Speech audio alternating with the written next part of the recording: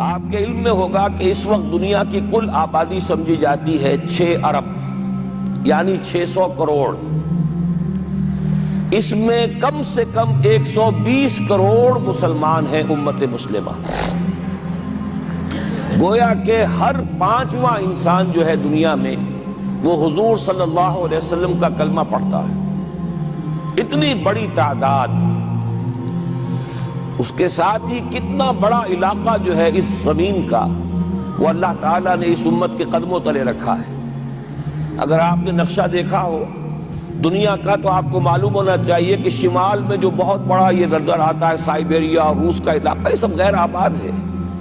اس طرح شمالی امریکہ میں بھی کینیڈا سے اوپر بڑے بڑے آپ کو بر اعظم سے نظر آئیں گے، سب غیر آباد ہیں.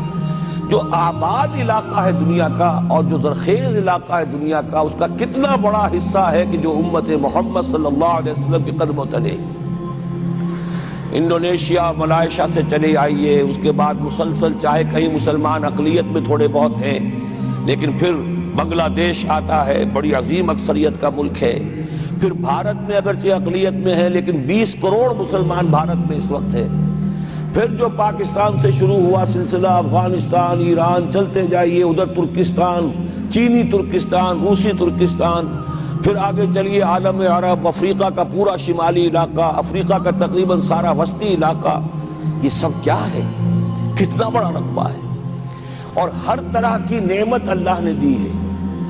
اس میں نباتات بھی ہیں، اس میں معدنیات بھی ہیں، اور سب سے بڑھ کر آج کی دنیا میں جو اہم ترین شے ہے کہ پیٹرول جو ہے، تیل جو ہے، اس کے سب سے بڑے ذخائر وہ ہیں کہ جو مسلمانوں کے قدمے تلے.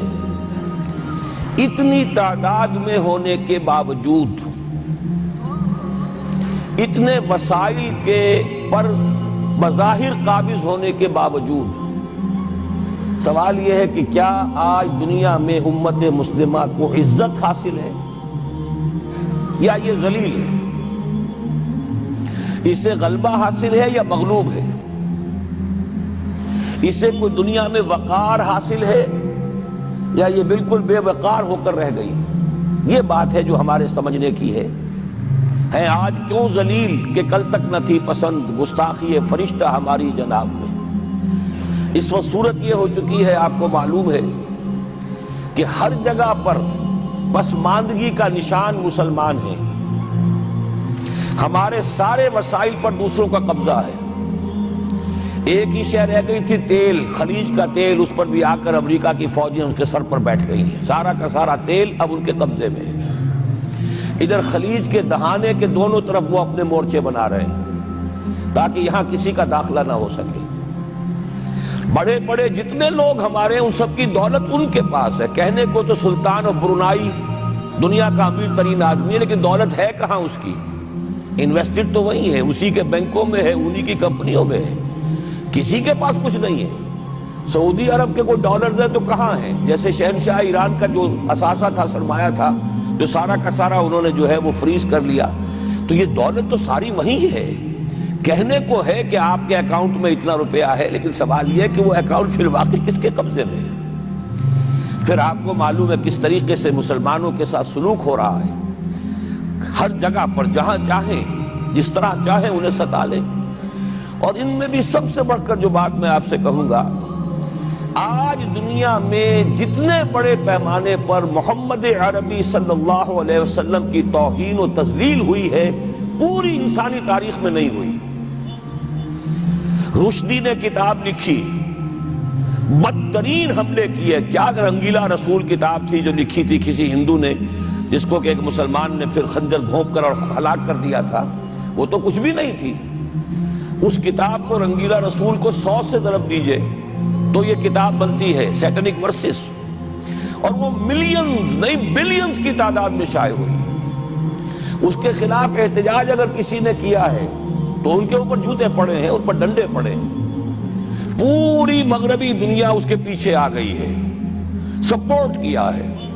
لے دے کے ایک ملک نکلا ایران، اس نے کم سے کم یہ کہ اس کے قتل کا فتویٰ تو دیا، لیکن کیا کرے، قتل کرنے کی تو نوبت نہیں آئی. پورا عالم عیسائیت اس کی پشت پناہ ہے، اس کی مدد کر رہا ہے. یہ اتنی بڑی توہین محمد رسول اللہ صلی اللہ علیہ وسلم کی اور آپ کی ازواج مطہرات کی اور یہ بظاہر ایک ایسے شخص کے ہاتھوں جس کا نام مسلمانوں کا سا ہے، اس کا اتنا بڑے پیمانے پر ہونا، اور پھر یہ کہ مسلمان 120 کروڑ ہونے کے باوجود کچھ نہیں کر سکتے۔ میں وہ چیزیں نہیں گنوانا چاہتا کہ 15 لاکھ جو ہیں وہ ہمارے افغان بھائی جو ہیں انہوں نے جانیں دی، فائدہ کس کو پہنچا؟ تاحال امریکہ کو، کہ اس کی جو مد مقابل قوت تھی USSR وہ ختم ہو گئی۔ اسی طریقے سے جو کچھ کشمیر میں ہو رہا ہے، ہماری بے ہمیتی، بے غیرتی کا عالم یہ ہے، ہم کچھ اندر خانے تھوڑی بہت کو مدد کر کے سمجھتے ہیں کہ ہم نے فرض ادا کر دیا، جبکہ فرض تو یہ ہونا چاہیے تھا کہ ہم براہ راست اعلان کرتے اور انڈیا کو الٹیمیٹم دیتے کہ سٹاپ دس بزنس، یا یہ کہ پھر ہم سے جنگ ہے۔ جنگ کا نتیجہ تو پھر اللہ جس کو چاہے دے گا۔ اگر انسان اللہ تعالیٰ پر اعتماد رکھتا ہو، توکل رکھتا ہو، اپنے موقف کی حقانیت پر بھی اسے یقین ہو، تو کم من فیۃ قلیلۃ غلبت فیۃ کثیرۃ، تاریخ میں ہمیشہ ہوتا آیا ہے کہ چھوٹی قوتیں جو ہیں ان کو غلبہ اللہ نے عطا کیا ہے بڑی قوتوں پر، لیکن بے غیرتی کا عالم یہ ہے، بے حمیتی کا عالم یہ ہے۔ زبانی کلامی ہم سے بڑا ہمدرد کوئی نہیں مسلمانان کشمیر کا، جس لیڈر کو دیکھو بڑھ چڑھ کر بیان دے گا، لیکن عملاً ہم کیا کر رہے ہیں؟ یہ ساری صورتحال جو میں نے آپ کو بتائی ہے، ویسے تو اب یہ کہ اگر اس میں ایک خاکہ سا میں نے آپ کے سامنے رکھا ہے، اس میں رنگ بھروں تو ظاہر ہے کہ یہ پورا گھنٹہ اسی میں لگ جائے گا، لیکن جو اس کا اصل لب لباب ہے وہ یہ ہے کہ ہم اپنی جگہ بڑے خوش ہیں کہ ہم امت مرحوم ہیں، ہم تو امت محمد ہیں صلی اللہ علیہ وسلم، ہم تو اللہ کے پیارے ہیں، ہم اللہ کے لاڈلے ہیں، ہمیں اللہ کی شفاعت، ہمیں اللہ کے رسول کی شفاعت بھی ملے گی، جنت تو گویا کہ ہمارا پیدائشی مقام ہے۔